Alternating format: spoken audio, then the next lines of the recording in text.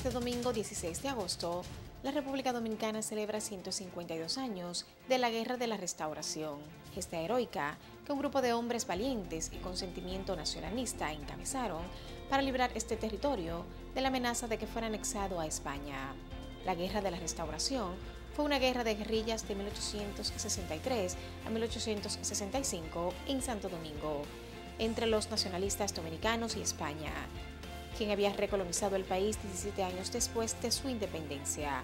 El 16 de agosto de 1863, un nuevo grupo bajo el liderazgo de Gregorio Luperón y Santiago Rodríguez hizo una audaz incursión en el Cerro de Capotillo e izaron la bandera dominicana. Esta acción, conocida como el Grito de Capotillo, fue el comienzo de la guerra. Una ciudad tras otra en el Cibao se unieron a la rebelión. Y el 13 de septiembre, un ejército de 6.000 dominicanos se atrincharon en la fortaleza San Luis en Santiago. Los rebeldes establecieron un nuevo gobierno al día siguiente, con José Antonio Pepillo Salcedo como presidente, e inmediatamente calificó a Pedro Santana, que ahora era líder de las fuerzas españolas, como traidor. La guerra terminó con la victoria dominicana y la retirada de las fuerzas españolas del país. El 16 de agosto se conmemora un día de fiesta nacional en la República Dominicana, así como el día que el presidente dominicano es juramentado en su cargo cada 4 años.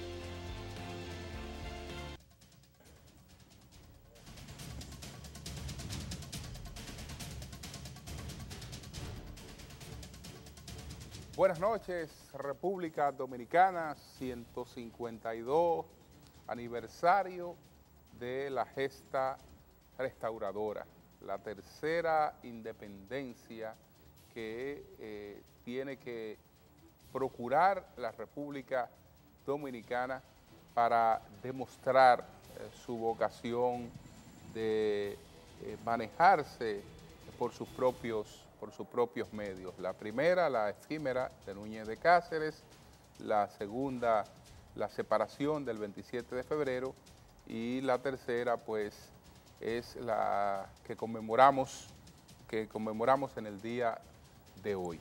Miren, señores, lamentar dos fallecimientos, uno aquí, el caso de el general de brigada piloto José Nelton González Pomares, que él perteneció al movimiento de los pilotos, aquel movimiento que en el año de 1961 pues ideó y llevó algunas acciones contra la tiranía trujillista. Y en Estados Unidos falleció el activista de los derechos civiles Julian Bond, toda una institución. Decía en el día de hoy el presidente Barack Obama que tanto él como su esposa Michelle le deben mucho pues a Julian Bond y a sus enseñanzas. El presidente Danilo Medina está cumpliendo 3 años. Más adelante vamos a presentar un material muy interesante, porque quería brevemente comentarles lo que ha ocurrido reciente. Bueno, varias personalidades, varias gente de la vida pública, sobre todo comunicadores, fueron víctimas de la delincuencia. Está el caso de Felipe Polanco Boruga, el caso de Iván Ruiz, que en su oficina, penetraron a su oficina y agredieron al editor de sus programas, que por poco lo matan. Entonces está el caso de Alci Peralta Cacharrá, un intento de robo en su propia residencia, y el robo que se perpetró en la casa de la periodista Loida Peña. Estamos hablando en una semana. Esta misma semana, entonces, se le conoció medida de coerción a los 2 venezolanos que atracaron a Víctor Díaz y a su esposa. Y es bueno ver estos datos de estos señores a los que se le impuso 1 año de coerción. En el caso de estos señores, de los venezolanos, ellos llegaron al país en junio. Llegaron en junio y ahí en la audiencia había más de 10 personas que ellos habían atracado. Entonces, fueron los mismos de Beer House, como habíamos dicho en el Sol de la Mañana, los mismos. Y ese día ellos habían robado un Mercedes-Benz. Y entonces, ese Mercedes fue el asalto a una muchacha, le quitaron un BMW después y entraron a un sitio de alquiler de cumpleaños, encañonaron al dueño y se llevaron un Hyundai Veloster. En ese Hyundai Veloster fue que estos señores pues atracaron a Víctor Díaz y su esposa. Es decir, estaban desde junio en la República Dominicana estos venezolanos y prácticamente todos los días estaban en las calles atracando. Y atracando de manera pública, porque el caso de Beer House, pues ellos mostraron su rostro, uno de ellos, el que entró, y aún así andaba por sus buenas hasta que se produjo este caso de Víctor Díaz y ahí pues pudieron ser atrapados. Ahora tienen un año de coerción. Pues le decía que el presidente Danilo Medina está cumpliendo 3 años en el día de hoy. Él, como de costumbre, hoy domingo estuvo en su visita sorpresa, él estuvo en la Coles, en la provincia de Duarte, ahí hizo un resumen de lo que ha pasado con su gobierno en materia de crédito. Estamos hablando de 41.800 millones de pesos por un lado, por parte del Banco Agrícola, y entonces de 220.000 por otra parte, de parte del FEDA, y la verdad es que el problema del sector agrícola no ha sido la falta de crédito, no ha sido la falta de crédito. En estos momentos, si tiene algún problema, es la falta de gerencia y de credibilidad, pero no crédito. Entonces, hay un material muy interesante que nosotros lo vamos a colocar a continuación a propósito de estos 3 años. Se titula 3 años de realizaciones y más entusiasmo que nunca. Vamos a ver este resumen de lo que ha sido la gestión del presidente Danilo Medina. 3 años de realizaciones y más entusiasmo que nunca. En República Dominicana, el centro de las políticas públicas es la gente.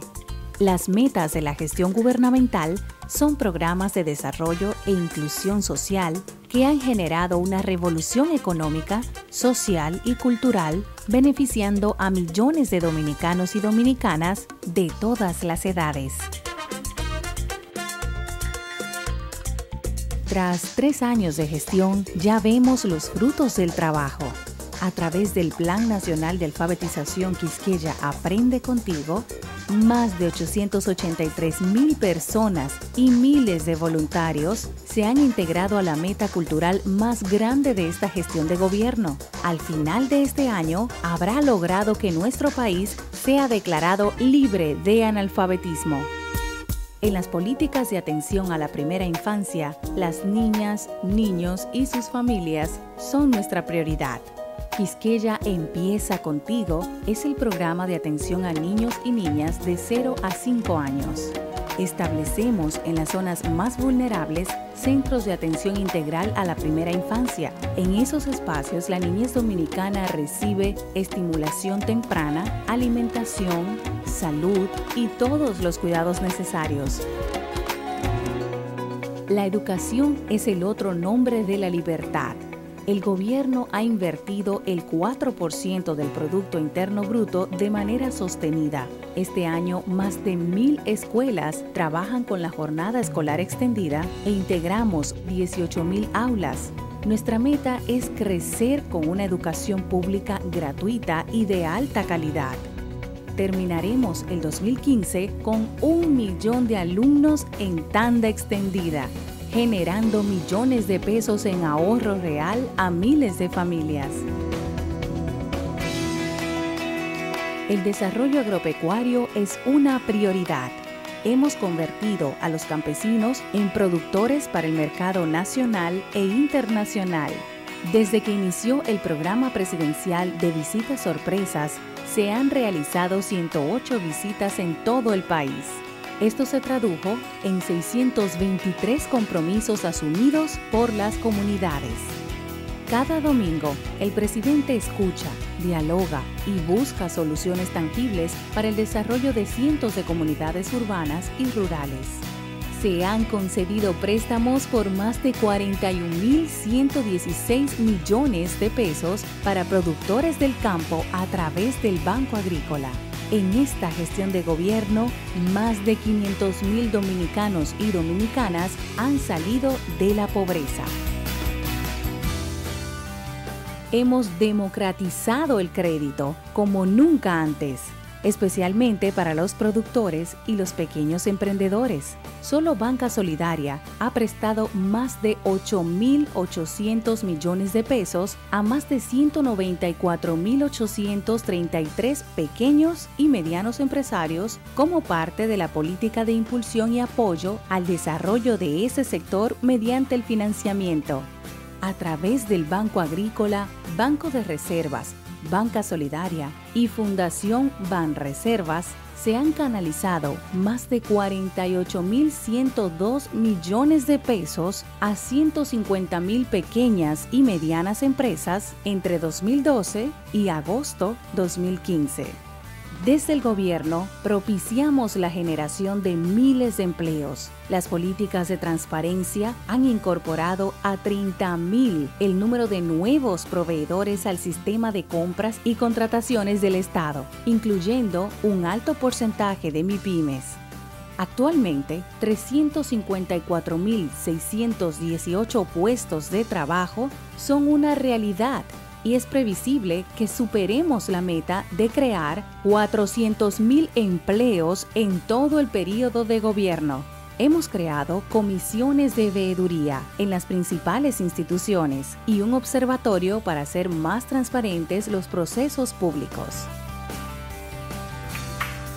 Se aprobó en julio de 2015 la ley que transforma el Banco Nacional de Fomento de la Vivienda y la Producción en el Banco Nacional de las Exportaciones.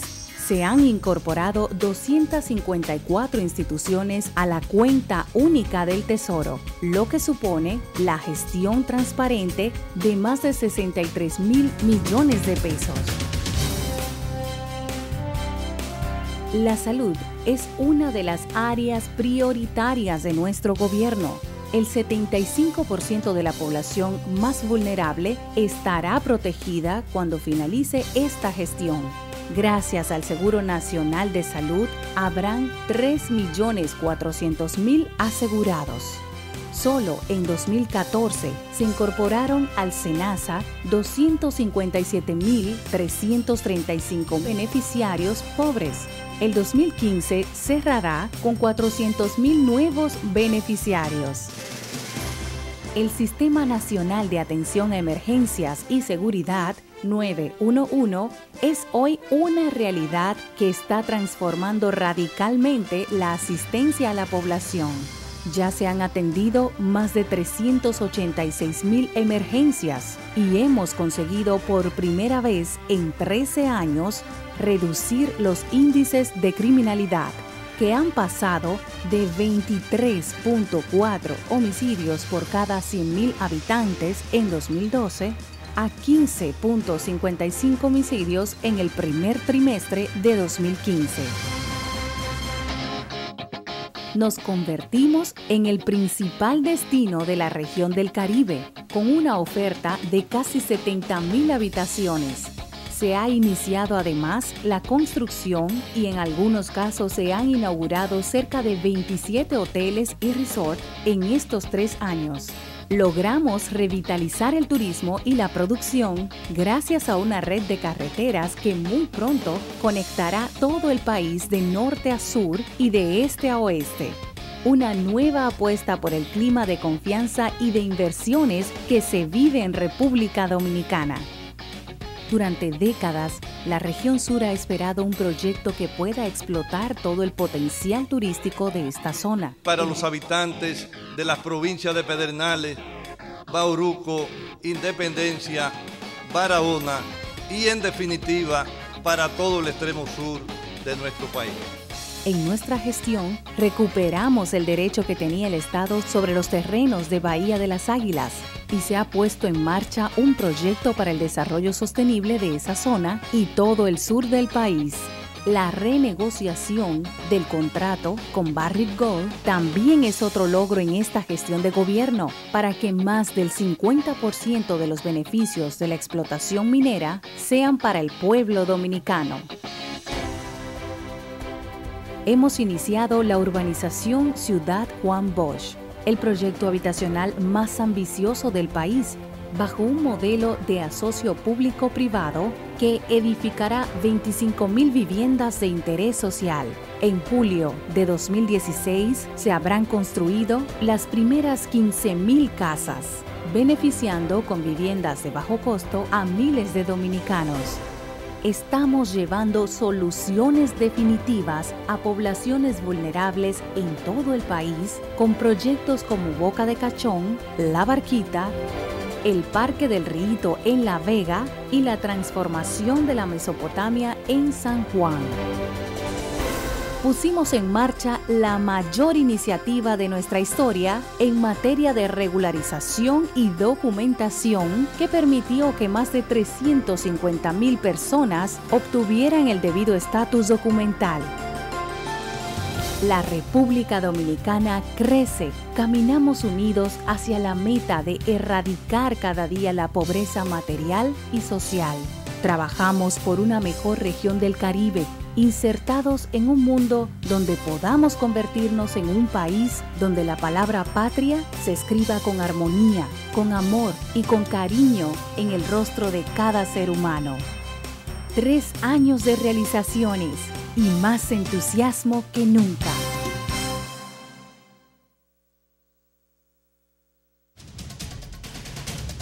Teníamos planes de hacer un corte, pero era un crimen. La verdad es que 3 años de realizaciones y más entusiasmo que nunca no tiene desperdicio. Qué bueno, felicitaciones a todo el equipo de comunicaciones del gobierno que dirige don Roberto Rodríguez Marchena. Señores, nosotros vamos a hacer nuestra primera pausa y entonces vamos a retornar después con las 10 principales de la semana.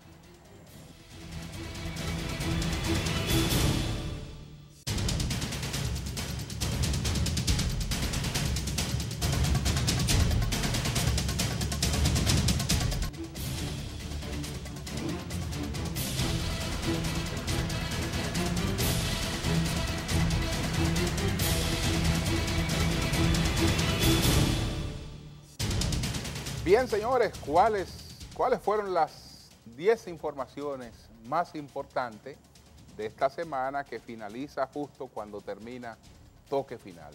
Vamos a ver de inmediato las 10 principales de la semana.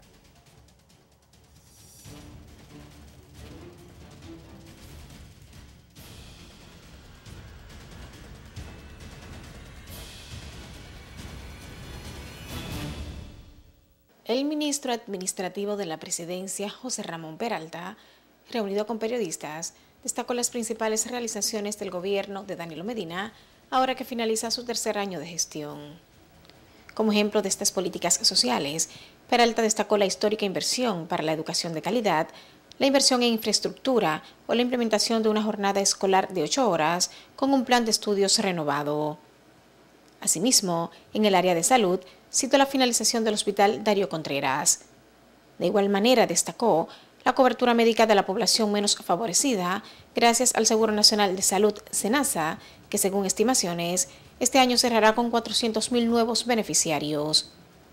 En vivienda, recordó que se están llevando soluciones a las poblaciones más vulnerables con la construcción del nuevo Boca de Cachón, La Barquita, además, el avance de Ciudad Juan Bosch, el proyecto habitacional más ambicioso del país, bajo un modelo de asocio público-privada que edificará 25.000 viviendas de interés social. Recordó también que la creación de empleo ha sido no solo una prioridad de este gobierno, sino una promesa cumplida. En los 36 meses de la administración Medina, se han generado 354.618 nuevos puestos de trabajo y el 85% pertenece al sector formal de la economía. Peralta recordó también que en esos 3 años de gobierno, casi 600.000 dominicanos han salido de la pobreza. Los jueces de la Segunda Sala Penal de la Suprema Corte de Justicia no se pusieron de acuerdo sobre el recurso de apelación interpuesto por el Ministerio Público contra el auto de no al lugar que dictó el juez Alejandro Moscoso Segarra el pasado 27 de marzo a favor de Félix Bautista y otros 6 imputados por alegados actos de corrupción y enriquecimiento ilícito. La decisión se debe a un empate entre los magistrados Miriam Germán Brito, Esther Ajelán Casas Novas, Hiroito Reyes y Frank Soto. La presidenta del tribunal, Miriam Germán Brito, anunció que dado el impasse originado entre ella y sus compañeros, fue convocada a una audiencia para el 22 de septiembre próximo. Germán Brito manifestó que el presidente de la Suprema Corte, Mariano Germán, deberá decidir cuál es el otro juez que integrará un quórum de 5 para ventilar el controversial expediente. Tras la resolución de los jueces de la Segunda Sala Penal de la Suprema Corte de Justicia contra imputados del caso Oisoe, Francisco Domínguez Brito confía habrá un alto en el camino contra la impunidad. La Fiscalía de Santo Domingo obtuvo la primera condena en el país por contaminación atmosférica y la segunda por contaminación sónica, luego de que el primer tribunal colegiado sentenciara 3 años de prisión a los dueños de un taller de desabolladura y pintura a cielo abierto que operaba en la vía pública. Los condenados a 3 años de prisión suspensiva son Juan Bautista Fernández Volques y Doganis Fernández Núñez, quienes además fueron sentenciados al pago del equivalente a 100 salarios mínimos a favor del Estado Dominicano, 600.000 pesos de indemnización a favor de los querellantes, el cierre definitivo del taller Papa de la Fibra. La fiscal titular de la provincia de Santo Domingo, la magistrada Olga Dina Llaverías, explicó que esta sentencia sienta un precedente en el país en torno a los casos judiciales de contaminación atmosférica.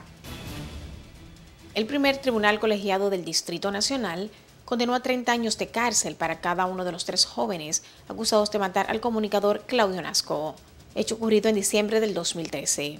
Oscar Pérez, Jorge Rafael Emiliano Rodríguez y Luis Manuel Esteves Ponciano, quienes fueron hallados culpables del horrendo crimen, deberán cumplir la pena en el Centro Correccional de San Pedro de Macorís. La jueza Wendy Altagracia Vázquez dijo que tomaron la medida porque entendían que aunque no se puede especificar la acción concreta de cada uno al momento del asesinato por las circunstancias de la muerte, era clara la participación de más de una persona en el hecho. Se recuerda que el 13 de diciembre del 2013, Claudio Nasco, quien laboraba en ese entonces como presentador de noticias en el SDN Canal 37, recibió 41 puñaladas por parte de los hoy condenados, quienes se llevaron su vehículo, celulares y sacaron dinero en efectivo de cajeros con tarjetas de crédito del comunicador. La redistribución de los cargos a diputados abrió un enfrentamiento entre las autoridades de la Junta Central Electoral, quienes aseguran que la Constitución de la República no debe adaptarse a las conveniencias coyunturales de los partidos, y los políticos que reclaman aplicar la resolución para las elecciones del 2020. En torno al tema, el secretario general del oficialista Partido de la Liberación Dominicana, Reinaldo Pared Pérez, se pronunció.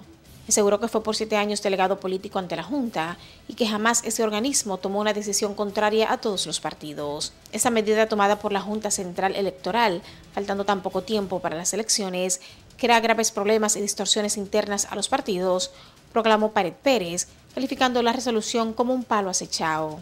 Al respecto, el delegado político del Partido Revolucionario Moderno ante la Junta, José Marte Piantini, precisó que en la audiencia pública para conocer el proyecto de resolución de la redistribución, planteó su aplicación a partir de las elecciones del 2020, posición que mantiene. De su lado, Tácito Perdomo, delegado de los reformistas, también considera que lo ideal sería que se posponga la aplicación de la medida para el 2020. Esos pronunciamientos encontraron respuesta del presidente de la Junta Central Electoral, Roberto Rosario, quien dijo que si debe la Constitución adaptarse a las conveniencias coyunturales de los partidos, o los partidos políticos deben someterse a la Constitución. Asimismo, Rosario advirtió a los partidos que presionan para que sea dejada sin efecto la resolución que redistribuye a los diputados que ese organismo no violará la Constitución. Productores de ganado de la región este deploran que producto de la sequía, la producción de leche ha bajado cerca de un 50%, traduciéndose en pérdidas millonarias para el sector. El presidente de la Asociación Nacional de Hacendados y Agricultores, Ulises de Veras, señaló que el problema es de tal magnitud que los ganaderos están llevando a los animales a los mataderos para ser sacrificados y evitar mayores pérdidas. Señaló que esta dramática situación va a provocar una baja de 40-50% en la producción de carne y de leche en la zona oriental y también en todo el país. En tanto, ganaderos y productores agropecuarios dominicanos del noroeste y la zona fronteriza pidieron al gobierno que los auxilie, ya que la prolongada sequía está diezmando sus plantaciones, lo que también ha provocado una disminución de la producción de leche. Mientras, el Ministerio de Agricultura anunció que implementará medidas para reducir los efectos de la sequía en la agropecuaria y ganadería. Dichas medidas incluyen la excavación de pozos que puedan ser utilizados por los ganaderos para paliar la crisis. El ministro de Agricultura, Ángel Esteves, dijo que actualmente el ministerio procesa 1.500 tareas de caña y más de 100.000 pacas de paja de arroz y de pasto para alimentar el ganado de las fincas, donde la sequía es más acentuada. De igual forma, el funcionario precisó que están preparados para sacar al mercado nacional unos 10 contenedores de guineos, de los 400 que exportan semanalmente, para que sustituyan los plátanos y otros víveres que podrían escasear por la sequía y subir de precio. Falleció el pasado miércoles a la edad de 81 años el periodista Rafael Edmundo Espinal Hernández, mejor conocido como Mundito, quien desde hace tiempo padecía de algunos problemas de salud. Mundito estuvo involucrado en la comunicación y la música por más de 50 años, oficios que le hicieron merecedor de un sinnúmero de galardones y reconocimientos. El periodista y productor del espacio De Todo Un Poco, que inició en 1971, es el autor de canciones que han alcanzado los primeros lugares, entre las que figuran Salsa pa' tu lechón, Llegó Navidad, Consejos de Navidad y Llegó Nochebuena otra vez. Políticos, periodistas y artistas acudieron a la funeraria Blandino del Abraham Lincoln para dar el último adiós a una de las figuras más prominentes de la comunicación. Luego del velatorio, sus restos fueron cremados. René Fortunato, autor de la obra titulada Una primavera para el mundo, igual que el conocido poema de René del Risco, dijo que se debe a un error el que no haya tenido en sus créditos este reconocimiento. Fortunato, quien puso a circular recientemente el libro en gran formato y que recoge imágenes del conflicto bélico de 1965, dijo que Minerva del Risco, hija de René del Risco, fue quien le autorizó a utilizar el título del poema de su padre en un documento notariado que le firmó en el año 2000. Indicó que ahora le sorprende que los hijos del poeta le demanden por la utilización de dicho nombre porque se cometió el error de no dar el crédito que corresponde. Por otro lado, los herederos del poeta, los hermanos Minerva y René Ernesto del Risco, negaron que el documentalista René Fortunato tenga autorización para usar el título Una primavera para el mundo en su más reciente libro sobre la Guerra de Abril de 1965, como este alegara, y por eso pidieron que el texto sea sacado del mercado. La Falcon Bridge dominicana, con una litis pendiente en su interés de explotar a Loma Miranda, acaba de realizar una importante transacción de venta de acciones, en cuyo anuncio se apresura en aclarar que el Estado dominicano no resultará perjudicado con el 50% que recibe de los beneficios generados por la empresa minera. El 100% de las acciones de Glencore Canada Corporation, que opera dentro de Falcondo, fueron vendidas a la multinacional americano Nickel Limited, convirtiéndose así en accionista mayoritario de esta empresa. Falcondo informó que en la transacción se preserva inalterables la propiedad y los derechos de los demás accionistas de Falcondo, incluyendo al gobierno dominicano, quien continuará recibiendo más del 50% de los beneficios generados por la empresa. Mientras, el gobierno, a través del Ministerio de Energía y Minas, advirtió que Americano Nickel Limited, adquiriente del 100% de las acciones en Falcondo, no podrá operar la mina de ferroníquel de Bonao sin el permiso oficial de la institución, que implica cumplir una serie de requisitos y trámites legales. El ministro Antonio Isaconde adelantó que habrá que determinar la viabilidad de la operación de la empresa adquiriente de las acciones de Falcondo, para lo cual, dijo, se requiere todo un proceso complejo. El funcionario aclaró que ninguna venta o traspaso será válido sin el consentimiento previo y por escrito del Ministerio de Energía y Minas. Finalmente, el secretario de Estado de Estados Unidos, John Kerry, afirmó sentirse en casa en la embajada estadounidense en La Habana, que se inauguró formalmente el viernes. en una jornada para dejar a un lado viejas barreras y explorar nuevas posibilidades. No hay nada que temer, ya que serán muchos los beneficios de los que gozaremos cuando permitamos a nuestros ciudadanos conocerse mejor, visitarse con más frecuencia, realizar negocios de forma habitual, intercambiar ideas y aprender los unos de los otros, dijo en un fragmento en español durante su discurso en la ceremonia oficial de apertura de la embajada. Asimismo, el secretario de Estados Unidos afirmó que una democracia genuina es la mejor opción para el pueblo cubano, en la que puedan elegir libremente a sus gobernantes, aunque reconoció que corresponde a Cuba definir su futuro. Sería poco realista esperar que la normalización de relaciones tenga un impacto transformador en el corto plazo, ha indicado el secretario de Estado en su discurso en la apertura oficial de la Embajada de La Habana, donde la bandera estadounidense vuelve a ondear tras 54 años. Antes, el líder cubano Fidel Castro, quien cumplió 89 años el pasado jueves, sugirió que Washington debe pagar a Cuba cuantiosos millones de dólares por los daños causados por el embargo a la isla. El anciano líder comunista reclama más de 100.000 millones de dólares por los perjuicios causados por el embargo económico impuesto a la isla en 1962 por el entonces presidente John F. Kennedy.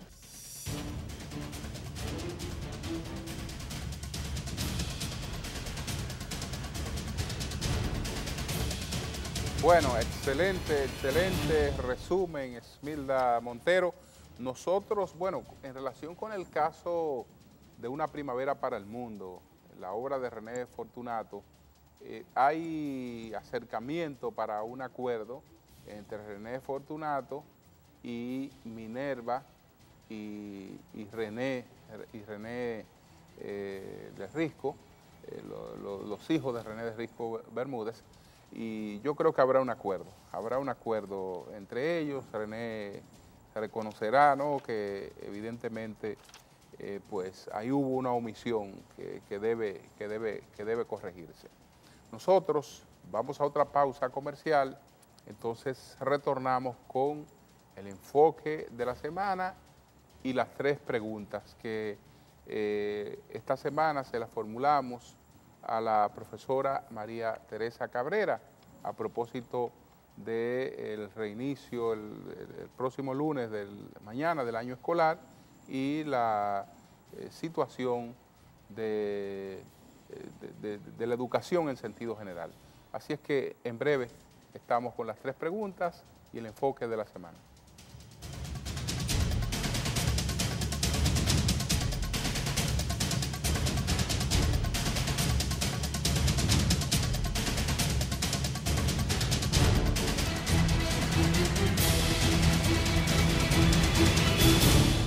Bien, señores, miren, hoy veíamos estos titulares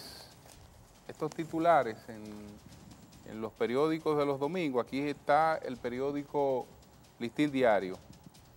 Se inician las repatriaciones.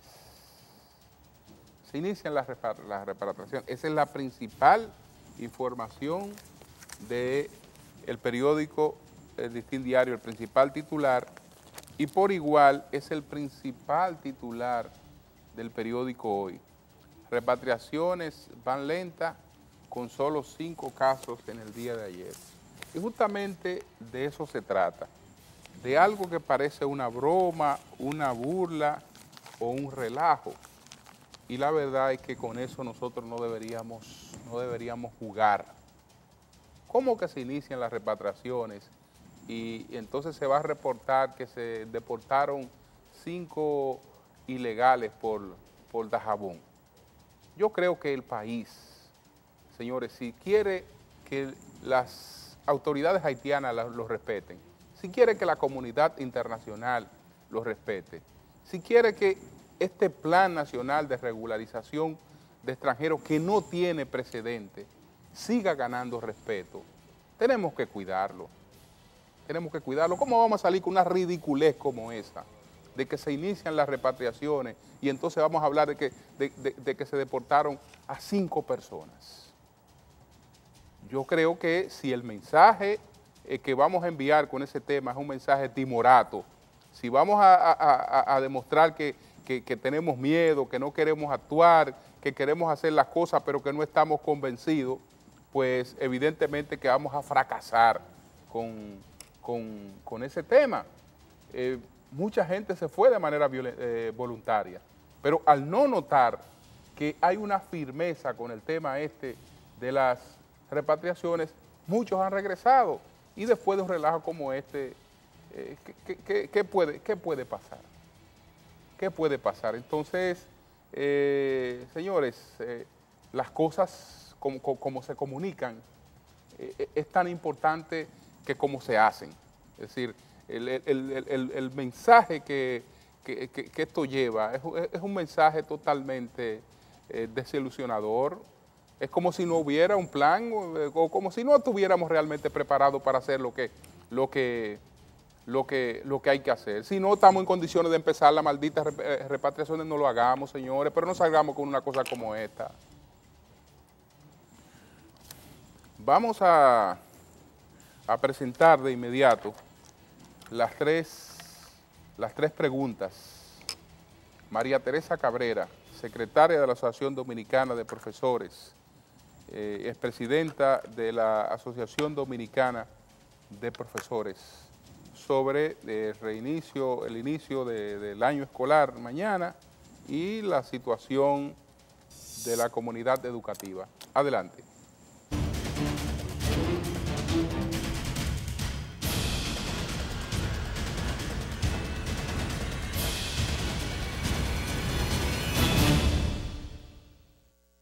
¿Cómo afecta el inicio del año escolar la falta de personal docente en las escuelas? Bueno, yo creo que evidentemente una de las cosas que deberíamos superar este año escolar es exactamente que no se inicie con escuelas que necesitan 5, 7, 8, 10, 15, 18 profesores y profesoras, como hemos visto en los años anteriores. El Ministerio de Educación tiene toda la posibilidad de evitar que eso ocurra porque tiene una amplia lista de registro de elegibles, de docentes que participaron en el concurso, y basta que lo hayan nombrado justo en este mes de agosto como corresponde, porque el inicio del año escolar tiene una fecha en el calendario y por lo tanto eso se puede evitar si hay una buena planificación. En su opinión, ¿qué debe hacer el gobierno para regular el cambio de textos y el alza de las tarifas cada año en los colegios privados? Yo creo que este tema, que ciertamente es recurrente todos los años, tiene que ver con la falta de voluntad de parte de las autoridades para actuar, para hacer cumplir la norma y para asumir que la educación no es una mercancía, sino un derecho, y que ese es un derecho que el Estado lo tiene que garantizar. Efectivamente, ese es un tema que afecta a las familias que envían sus hijos a la escuela privada, pero el Estado no puede ser indiferente. Tiene que hacer que se entienda que la educación constituye un derecho humano fundamental y un derecho social del que el Estado tiene que ser garante. La gente que tiene colegio privado tiene que entender que es un derecho y no una mercancía pura y simple la educación. Pero también el tema de los cambios de los libros de textos todos los años, solamente para que sea obligatorio comprar lo nuevo, aun cuando tú tengas lo que usó tu hijo el año pasado, que lo puede usar el otro hijo que va al mismo grado este año, eso no es posible por esa lógica. Entonces yo creo que esto ocurre porque las autoridades adoptan una postura de dejar hacer y dejar pasar, y a veces hacer denuncia, y a los funcionarios no le corresponde hacer denuncia, le corresponde actuar para corregir problemas que afectan a la gente. Y en este caso yo creo que las autoridades del Ministerio de Educación tienen la obligación no solo de tener control de los aumentos en las tarifas, sino también de toda esa dinámica mercantilista que penetra, que influye tanto en el tema de los útiles escolares y de los textos escolares fundamentalmente. Pero además en el pacto educativo se contempla se asume el compromiso de definir una política pública editorial que vele por el contenido, por la publicación, por los mecanismos de distribución y comercialización de los textos, justamente para terminar con esa lógica que se ha impuesto en la educación, que afecta de manera sensible a la clase media, señor, que ya no aguanta más, porque la clase media ha sido el gran blanco de este modelo de desarrollo que se ha impuesto y ya no resiste más. Yo creo que las autoridades no pueden ser indiferentes, y más si tienen normas a las que pueden apelar para hacerla valer. ¿Qué se puede hacer desde el Estado para mejorar la calidad de la educación en las escuelas dominicanas? Cuando hablamos de calidad, para que nosotros cambiemos el lugar que tenemos que articular el espacio físico, es decir, tiene que haber un ambiente agradable cuando el niño llega, las relaciones educativas que se construyen, que el niño y la niña sienta que cuando llega a la escuela es importante, es querido, es amado, es respetado, que el maestro y la maestra también sienta que es importante para el equipo que dirige, que los técnicos que van a acompañar pedagógicamente a los maestros y a las maestras estén adecuadamente formados y también tengan esa visión, tengan condiciones apropiadas de trabajo, se le pague bien, pero también hayan criterios de selección que se respeten, que las escuelas y los maestros dispongan de recursos de apoyo, recursos didácticos de apoyo, recursos tecnológicos. La tecnología ofrece una diversidad de herramientas que pueden ser utilizadas adecuadamente para hacer atractivo el proceso educativo, porque hoy también tenemos una nueva generación que tiene nuevos estilos de vida y nuevos estilos de aprendizaje. Hoy día no es suficiente para enseñar la exposición como el fuerte del ejercicio docente. No puede ser, porque eso no es atractivo para los niños y las niñas de hoy. Yo creo que la jornada extendida es una posibilidad para esto, pero tiene que ser reenfocada.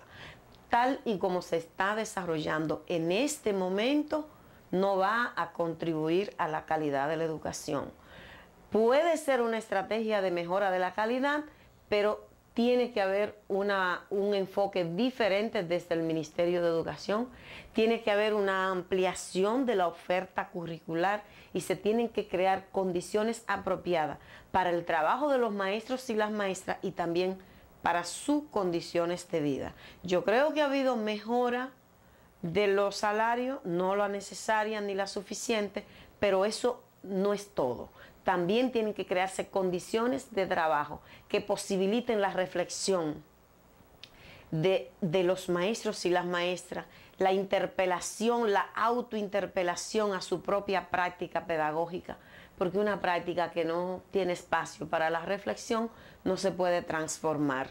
Y si no hay transformación del pensamiento y las prácticas docentes, difícilmente podamos lograr calidad de la educación.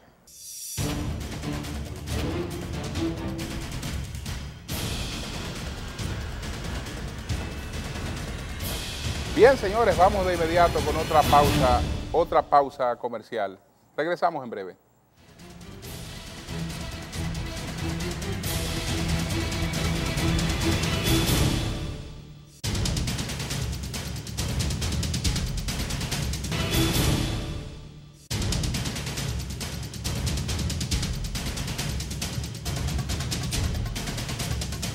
Bueno, señores, muy tensa la situación en Brasil. Hoy hubo protestas en más de 100 ciudades.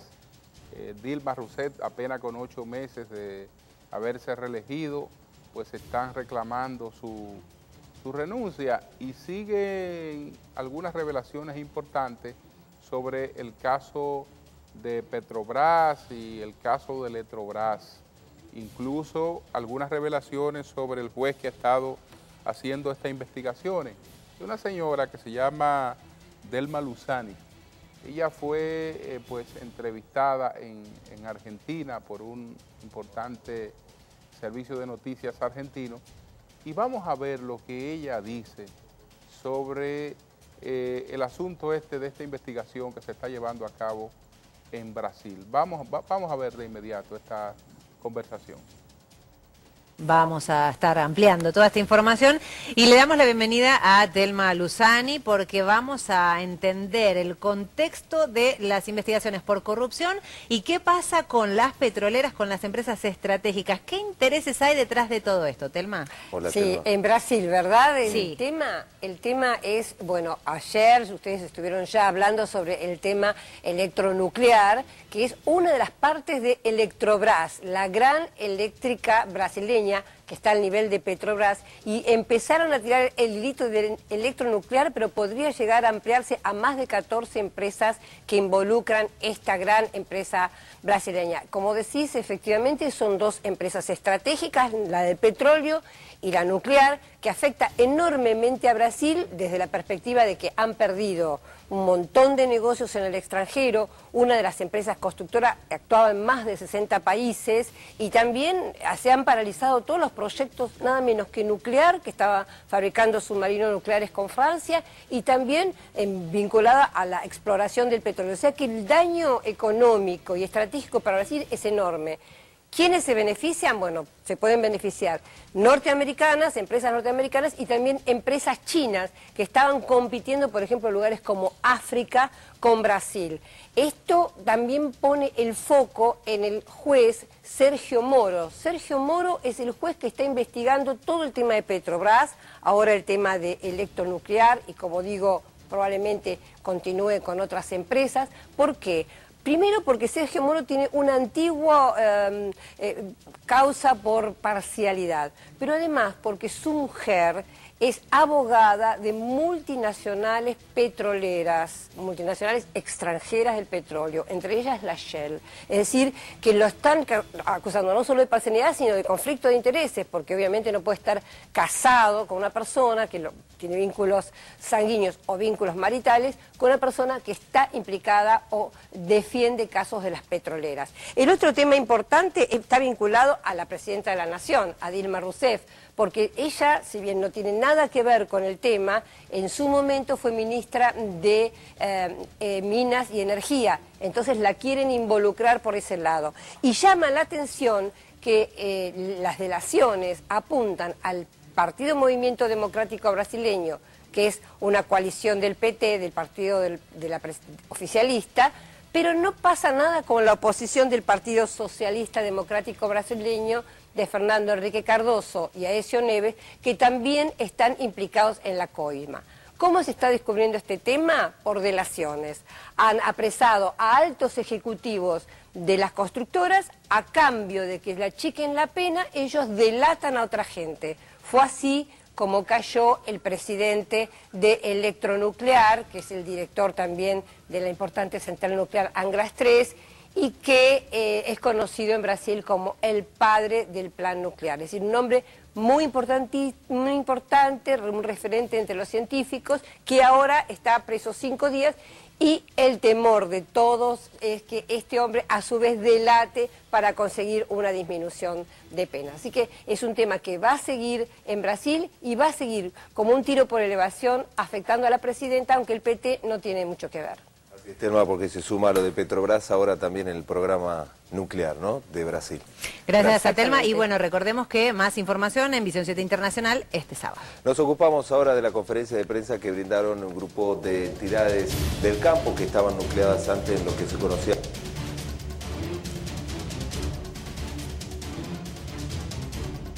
Bueno, ese es un elemento importante, ¿no? La esposa del juez que está haciendo las investigaciones, es abogada de empresas estadounidenses, entonces ahí hay un conflicto de intereses, justamente de empresas que se benefician de lo que está ocurriendo con el daño a las otras empresas. Eso yo sé que va a ser un elemento importante en todo esto. Vamos a hacer una pausa y entonces venimos entonces con el resumen político.